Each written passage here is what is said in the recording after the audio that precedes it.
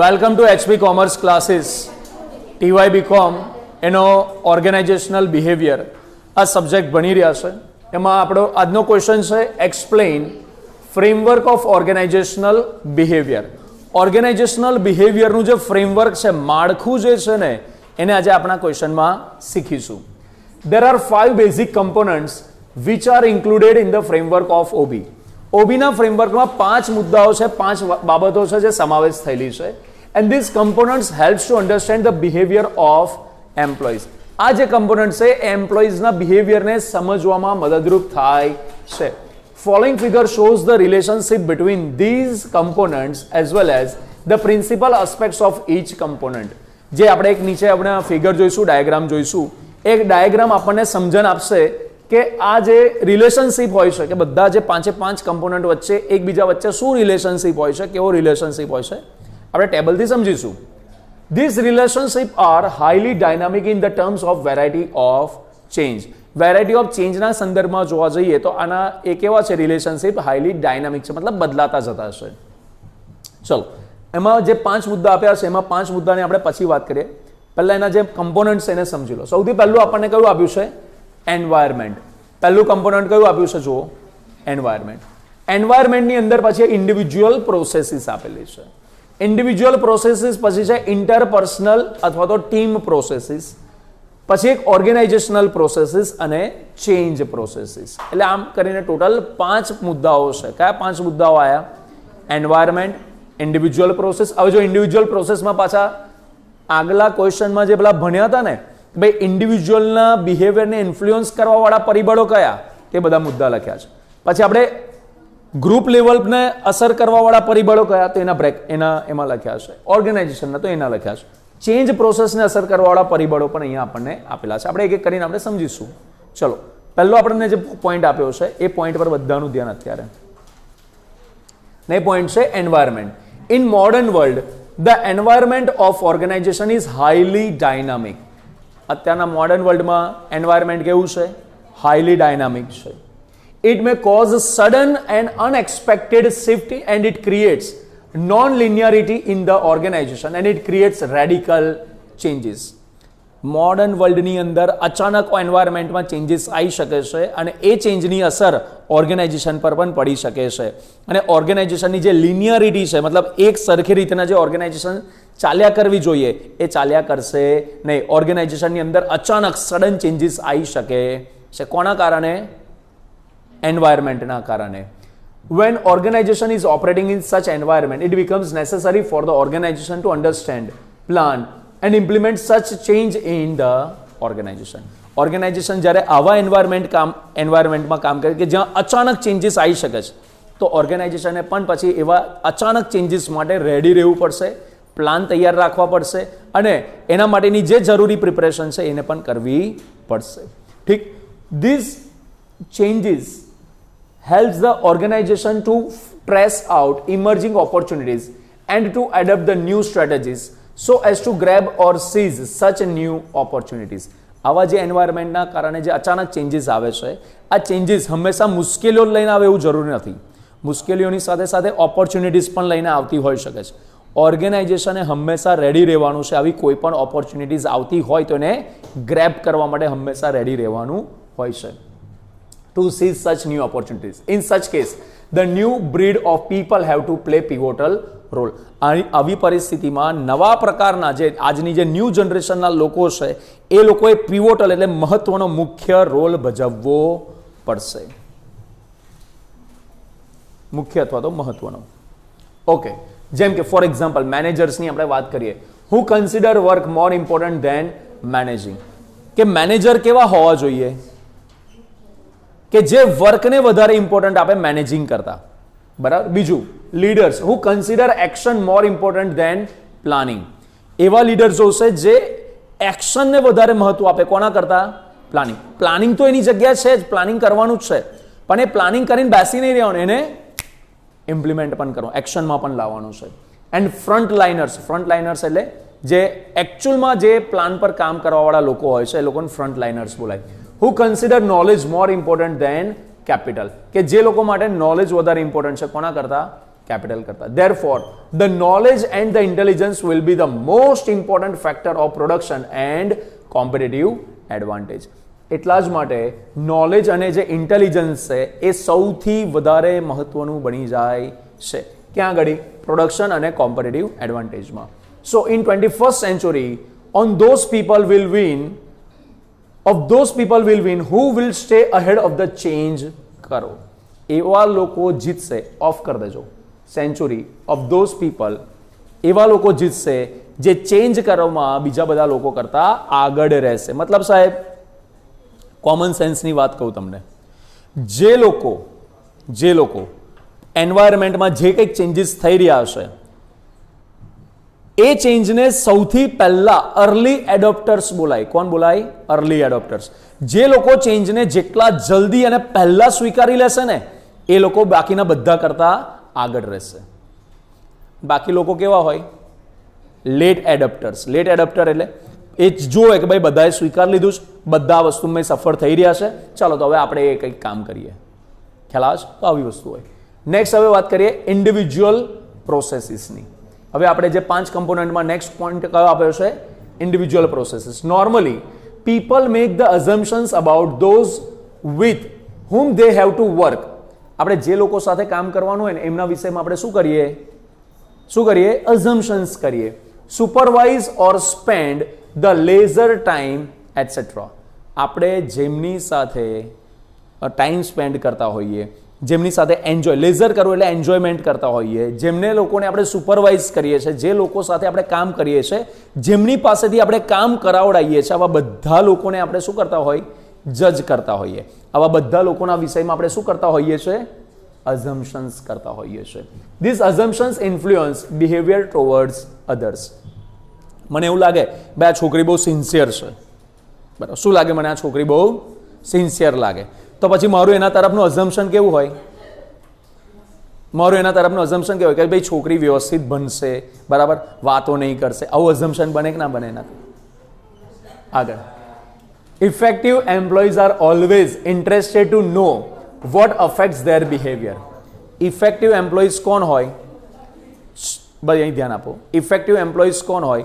કે જેમને ખબર હોય કે what always interested to know what affects their behaviour. આવા લોકો એવા હશે કે જેમને હંમેશા એવી વસ્તુની ખબર હોય કે એવી કઈ વસ્તુ છે જે મારા બિહેવિયરને ઇન્ફ્લુઅન્સ કરશે, અફેક્ટ કરશે, એમની જાણકારી હોય.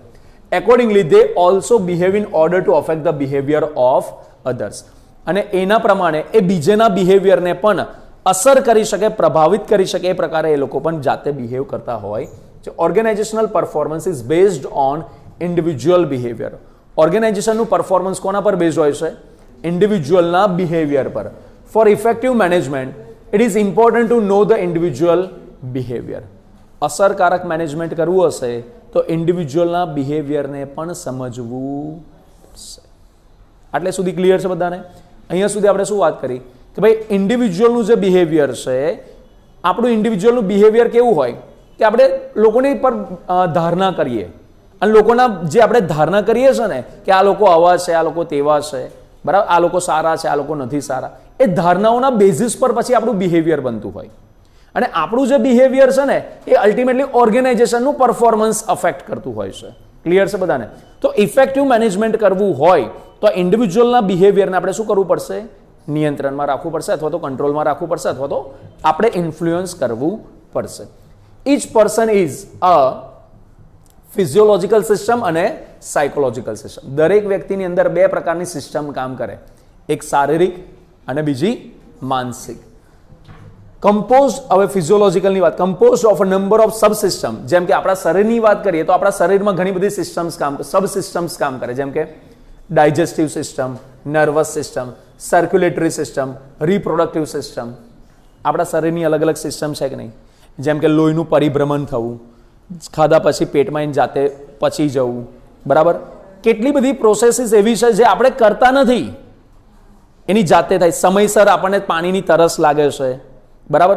આપણે જે મોઢાને જે ભીનું રાખવા માટેનું જે આપણી સિસ્ટમ છે, બરાબર, એ આપણે પાણી પીએ ત્યારે જ મોઢું ભીનું થાય છે એવું હોતું નથી. આપણું જે સિસ્ટમ છે એની જાતે હોઠને જીભને અને બધાને ભીનું રાખે છે. તો આનો મતલબ શું થયો? આપણા શરીરમાં એવી ઘણી બધી સિસ્ટમ છે જે એની જાતે ઓટોમેટિકલી કામ કરતી હોય છે. શ્વાસ લેવા માટે તમે નક્કી કરો, ચાલો એ શ્વાસ લે, નાક શ્વાસ લે તો એટલે નાક શ્વાસ લે, ચાલો હવે શ્વાસ, એવું જ કરીએ છીએ આપણે, એની જાતે જ થાય છે ને. તો આવી તો કેટલી બધી સિસ્ટમ છે, આ બધી આપણા ફિઝિકલ, આપણા શરીરની સબ સિસ્ટમ્સ કહેવાય. ક્લિયર છે? આગળ આ જ રીતના psychological system compose of a number of subsystem, જેમ કે એમાં attitude, perception, learning capabilities, personality, needs, feelings and values. આ બધી વસ્તુ શેમાં આવી જશે? આપણા સાયકોલોજીકલમાં આવશે. હવે સેકન્ડ થયા પછી હવે થર્ડ પોઈન્ટ કયો આપ્યો છે આપણને? ઇન્ટરપર્સનલ. 2 પોઈન્ટ આપણે કયા ભણ્યા? 2 કમ્પોનન્ટ કયા ભણ્યા? પહેલું આપણે એન્વાયરમેન્ટ ભણ્યા, બીજું કયું ભણ્યા? ઇન્ડિવિજ્યુઅલ. હવે ત્રીજું કયું આપ્યું છે આપણને? ઇન્ટરપર્સનલ. એટલે આનો મતલબ શું થાય? ગ્રુપ. બરાબર. તો જો interpersonal or team processes, the people are inherently social. મનુષ્ય એ સામાજિક પ્રાણી છે. આપણે આવું વાત ઘણી વાર સાંભળેલી છે. આપણે બાય ડિફોલ્ટ કેવા છે? સોશિયલ એનિમલ્સ છીએ, સામાજિક પ્રાણીઓ છે. Born in family, worship in group, work in group, play in group. આપણે બધા કામ કેવા કરીએ છીએ? ગ્રુપમાં. ફેમિલીમાં રહીએ છીએ, ફેમિલી સાથે જીવીએ છીએ, ફેમિલીમાં ગ્રુપમાં ભણીએ છીએ, ગ્રુપમાં રમીએ છીએ, બધા ગ્રુપમાં જોબ કરીએ છીએ, ગ્રુપમાં ધંધો કરીએ છીએ. બધા કામ કેવા છે? કોઈ દિવસ એવું છે આપણે એકલા રહીએ છીએ?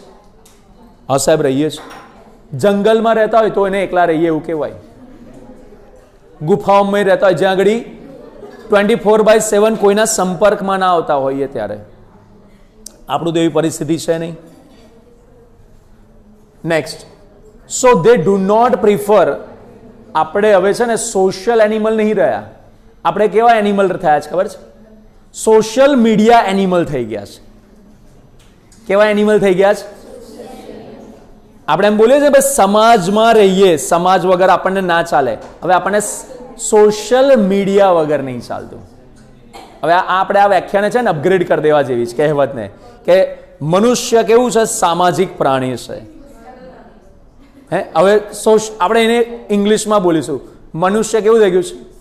Main is social media animal. Social animal નહીં, સોશિયલ મીડિયા એનિમલ. ચાલો નેક્સ્ટ જો. So they do not prefer to stay or to work alone, they want to interact with others. આપણને શું ઈચ્છા હોય? કે આપણે લોકો સાથે વાતચીત કરીએ. આપણને એકલા એકલા રહેવાનું, એકલા બેસી રહેવાનું હા ક્યારેક ગમે, પણ હંમેશા એવું હોય તો આપણને ગમતું નથી. The managers spend almost 2/3 of their working days in meetings and the group dynamics. Skills are very much important for the managers and employees. Manager પોતાનો મોટા ભાગનો સમય, એટલે કે 2/3 સમય શેમાં કાઢે છે? લોકો સાથે વાતચીત કરવામાં, મીટિંગો કરવામાં. બરાબર. તો ઓબ્વિયસલી તમે આના પરથી સમજી શકો છો કે મેનેજરની અંદર ઇન્ટરપર્સનલ સ્કિલ, કમ્યુનિકેશન સ્કિલ કેટલી પાવરફુલ હોવી જોઈએ. બરાબર. એમ્પ્લોઈઝ પણ પોતાનો, કોઈ કંપનીમાં એવા એમ્પ્લોઈઝ હોય કે કોઈ જોડે વાતચીત જ ના કરે. ઈમેલથી, મેસેજીસથી, ટેલિફોનથી, ફેસ ટુ ફેસ વાતચીત તો કરવી જ પડે ને ભાઈ. આગળ, for example, the organization such as Walmart, KFC, Kodak, Boeing, Tata Group, Infosys and Wipro have achieved their goals only through the cooperation and teamwork. આવી મોટી મોટી જે સંસ્થાઓ છે, આટલી મોટી સંસ્થા કેમ બની શકી? એ લોકો પોતાના ગોલ્સ કેમ અચીવ કરી શક્યા? કેમ કરી શક્યા? Because of cooperation and teamwork. Moreover, they have satisfied the needs of their employees and customers. એમને એમના નીડ્સ, કસ્ટમરની નીડ્સ અને એમ્પ્લોઈઝની નીડ્સને સેટિસ્ફાય પણ કરેલી છે. હવે ફોર્થ પોઈન્ટ આપણે વાત કરીએ, organizational process.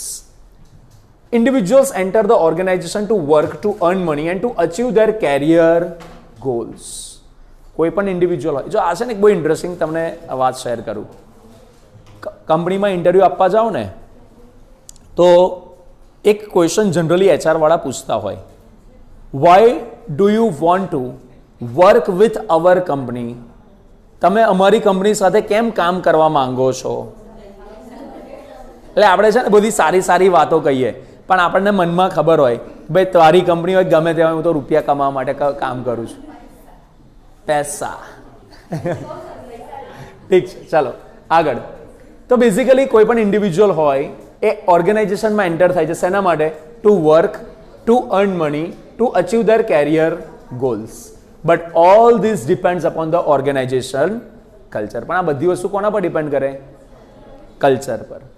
Organizational culture is system of shared assumptions and understanding about the policies, practices and norms which are important for the organization.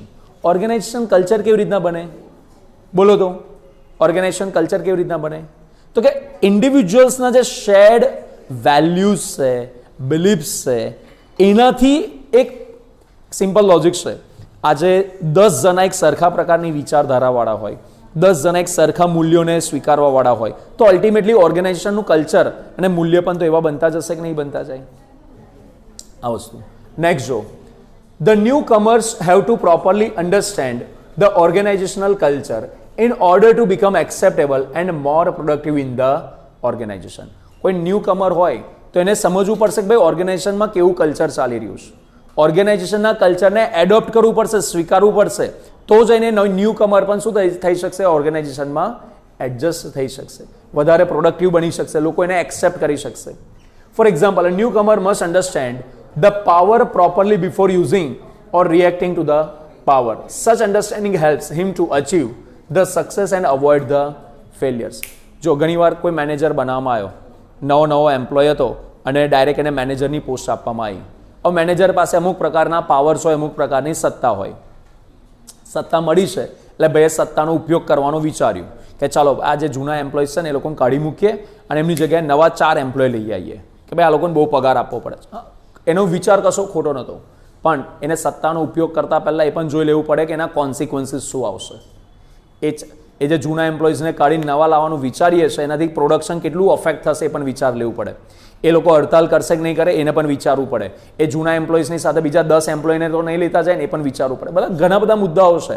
In short, organisation કલ્ચરને સમજવું, પાવરને સમજવો પડે પહેલાં, પછી એનો ઉપયોગ થાય.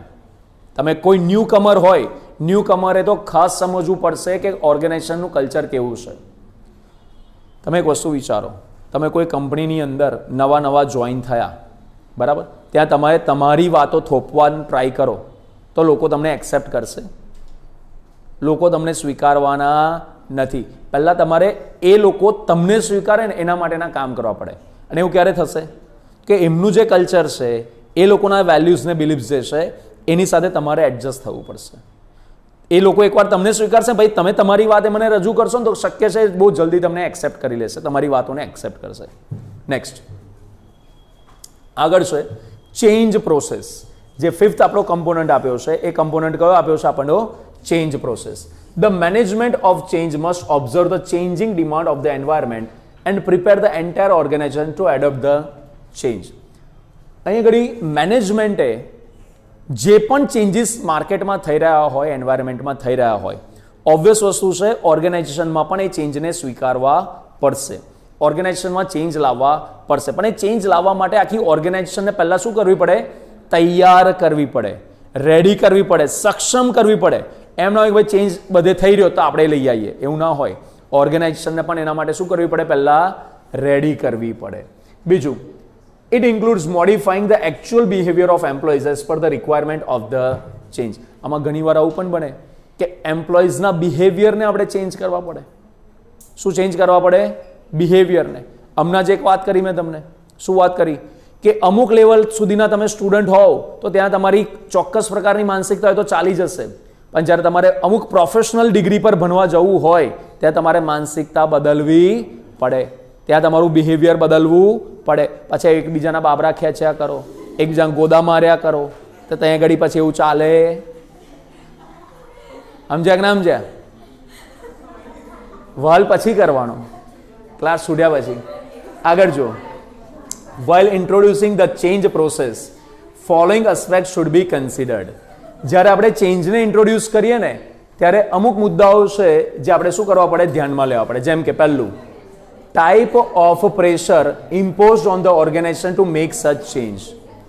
ઓર્ગેનાઇઝેશન પર આપણે કેટલું પ્રેશર લગાડી રહ્યા છે? શેના માટે? ચેન્જને ઇન્ટ્રોડ્યુસ કરવા માટે. બીજું, the kind of resistance to change which are likely to be encountered. એવા કયા પ્રકારના બેરિયર્સ છે, આપણા વિરોધ કરવાવાળા પરિબળો છે કે જ્યારે આપણે ચેન્જને ઇન્ટ્રોડ્યુસ કરીશું તો એ લોકો રેઝિસ્ટ કરશે, વિરોધ કરશે. તો રેઝિસ્ટન્સ ટુ ચેન્જવાળા જેટલા મુદ્દાઓ છે એમને સમજવા પડશે. Who will implement the change, આપણને નક્કી કરવું પડશે કે આપણે ચેન્જ લાવવાનું વિચારી તો લીધું, પણ આ ચેન્જને લાવશે કોણ, બરાબર? તો આ બધી વાતો છે. There are 6 basic strategies which are used to implement the change. 6 strategies છે ચેન્જને ઇમ્પ્લિમેન્ટ કરવા માટે, ચેન્જને લાવવા માટે. પહેલી છે પીપલ એપ્રોચ. કઈ છે પહેલી? People approach. They used the behavioral science technique. They involve the employees to diagnose the organizational problem and also to correct these problems. People એપ્રોચમાં શું કરીશું? આમાં છે ને ઓર્ગેનાઇઝેશન, આ બિહેવિયરને, લોકોના બિહેવિયરને ટાર્ગેટ કરીશું. લોકોને કહીશું કે ભાઈ ચાલો જરા ચેક કરો તો આપણા ઓર્ગેનાઇઝેશનમાં શું પ્રોબ્લેમ્સ છે, આપણા ઓર્ગેનાઇઝેશનમાં એવી કઈ કમી છે અથવા કઈ ઉણપ છે જે આપણે સુધારી શકીએ છીએ, ચલો પહેલાં તમે શોધી નાખો. તો એમ્પ્લોઈઝની પાસે એ શોધખોળનું કામકાજ કરાવવામાં આવશે. અને શોધખોળ થાય, એમ્પ્લોઈઝ કે ભાઈ સાહેબ આપણા ઓર્ગેનાઇઝેશનમાં આટલા આટલા મુદ્દા છે જેને આપણે ચેન્જ કરી શકાય એવા છે. એમ્પ્લોઈઝ પાસે જ બોલાવડાયું. હવે એમ્પ્લોઈઝને જ કહેશે ચાલો તો હવે તમે જ કહો કયા સુધારાત્મક પગલાં લઈ શકાય, કયા ચેન્જના કામ કરી શકાય. મને એક વાત કહો, જ્યારે આપણે જાતે જ એમ્પ્લોઈઝ તરીકે સુધારાત્મક પગલાંની વાત કરી હોય તો આપણે જાતે વિરોધ કરી શકીએ ખરા? આ પહેલો ચેન્જને ઇન્ટ્રોડ્યુસ કરવાની આ પહેલી ટેકનિક. કઈ ટેકનિક? People approach. બીજી છે cultural approach. They are used to change the cultural aspects of organization such as beliefs, values, expectations and norms. આ બધી બાબતોને ચેન્જ કરવા માટે આપણે કલ્ચરલ અપ્રોચનો ઉપયોગ કરી શકીએ છીએ. નેક્સ્ટ છે technological approach. They are used to change the methods of working. Manual કામ કરતા હોય, ઓટોમેટિક કામ કરવાનું ચાલુ કરીએ, બરાબર? તો લોકોને મશીનોનું શીખવાડવું પડે કે ભાઈ ઓટોમેટિક મશીન કેવી રીતના કામ કરશે, તો એના માટેની વસ્તુ. આ એક ટેકનોલોજીકલ અપ્રોચ. પછી એક આવે ડિઝાઇન એપ્રોચ. કયો અપ્રોચ આવે? Design approach. They are use to rearrange the, આમાં શું રીઅરેન્જ કરવાનું છે? Authority, responsibility and decision making within the organisation.